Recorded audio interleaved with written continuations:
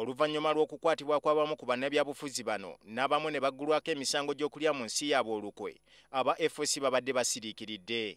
Ku ntandikwa ya Sabbiiti eno, kkooti yakkiriza Ingrid Tulinawe, Sam Mugumya ne Francis Mwijukye okweyimirirwa. Olwaleero aba A4C bazzeemu okubeera nga bwe bagenda okuttukiza obuto kaweefube waabwe ow'okwekalakaasa nga bawakanya ebyo ebitagenda bulungi mu ggwanga. Bano abasatu bwe baakwatibwa n'abalala abawera 6, ekigendererwa kyali kyakututiisa ffenna tugambe nti kyabulabe nnyo okusoomooza gavumenti.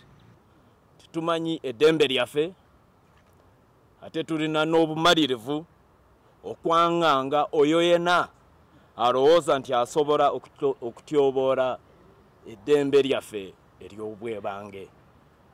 Omukwanaganya w'emirimu gy'akabiina kano ka A4C era nga ye mubaka wa munisipaali y'e Masaka Mathias Mpuuga wamu ne banne bategeezezza nga bwe bagenda okukuba olukuŋŋaana ku kisaawe Kololo ku ntandikwa y'omwaka ogujja. Bategeezezza nti enteekateeka zino baakuzibuulirako poliisi. Lwaleero Kololo yo tegenda kubeera yakuteesa, tujja kubategeeza butegeeza. Banagamba nti teriiyo, tujja kuba police headquarters bategeere nti tuli bamalirivu. Ingrid Tulinawe, Sam Mugumya ne Francis Mwijukye abakateebwa okuva mu kkomera baakujaguza wamu n'abayizi e Makerere abaagezaako okubalambula mu kkomera Luzira naye ne balemesebwa. Tujja kuba nga tukuba enkunguaana, naye buli lukungaana nze nja kuba nga nyimba.